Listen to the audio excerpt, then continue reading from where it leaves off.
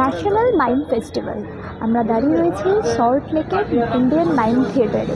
আচ্ছা, এই যে ন্যাশনাল মাইম ফেস্টিভ্যাল নামটাতেই কিন্তু আমরা বুঝতে পারছি এখানে ভিন্ন রাজ্য থেকে নির্বাক অভিনয় উপস্থাপনা করছে। এই ন্যাশনাল মাইম ফেস্টিভ্যাল, যেটা আমরা মধুরিমাদির থেকেও শুনলাম, আরও অনেক বক্তাদের থেকে আমরা শুনলাম যে এরকমও হয়েছে যে ভিন্ন রাজ্য থেকে এসে 5 মিনিটে একটা নাটকের উপস্থাপনা করা হয়েছে।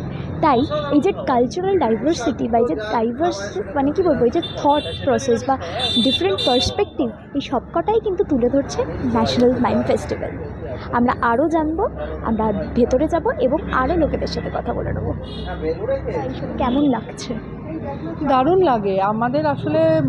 আমি কদিন আগেই বলছিলাম যে আমরা রাত্রিবেলা যেটা করি, ছাদে উঠে সবাই মিলে গল্প গাছা করে প্রতিদিন রাত হয় ঘুমোতে এবং দেরি হয় উঠতে।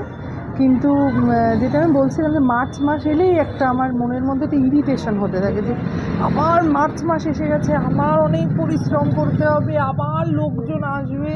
কিন্তু যখন এসে যায় তখন জিনিসের একটা দারুণ মানে মজার ব্যাপার। এখানে তো এনভায়রনমেন্টটা আমরা পুরোটাই অন্য দেখছি, মানে সবাই আসছে, শুধু আসছে না, মুখে মুখে প্রচলিত, কিন্তু অনেকে হচ্ছে আর মাইম ফেস্টিভ্যাল হচ্ছে। যেটা আমরা থিয়েটার দেখি সেটা থেকে মাইমটা তো অনেকটাই আলাদা, পুরোটাই নির্বাক অভিনয়। সেটা কি মতামত? না, ঠিক অনেকটাই আলাদা আমি বলবো না, কারণ হচ্ছে যে মূকাভিনয় যা, তার সঙ্গে কথা যোগ করে দিলে সেটা থিয়েটার হয়ে যাবে। মূকাভিনয়ে একটা কি বলবো, একটা হেল্প কম, আদারওয়াইজ কিন্তু সবটাই থিয়েটার বলুন, সিনেমা, অভিনয় বিভিন্ন মাধ্যমে যেটা পাল্টে পাল্টে যায় সেটা ছাড়া আর কোনো তফাৎ সেরকম নেই। কিন্তু ফিজিক্যালিটি অনেক, মানে যেহেতু আমার কাছে প্রপ নেই, এবার সেই জিনিসটা আমাকে একটা ম্যাজিকের মতন ইলিউশন তৈরি করা, ওইটা। দর্শক শুনলাম, তো তোমার থেকে একটু শুনে নিই, এই যে beyond the কেজেস waves of hope, এর মানে এই ভাবনাটা কেন হঠাৎ, এইটা যদি একটু জানতে পারি।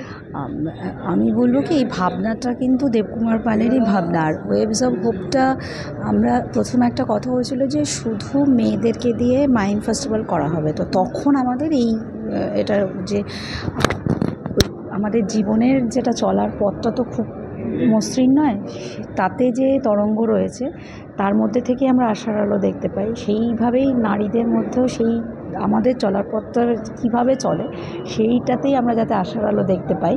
এত যুদ্ধ, এত কিছু আরজি করের ঘটনা, সেইটার উপর বেস করে আমরা ওই ওয়েভস অফ ভেবেছি। হ্যাঁ, কারণ কথাটার মানেটা কিন্তু প্রচণ্ড ভারী, আর খুব ডিপ, বিশাল অর্থ। হ্যাঁ।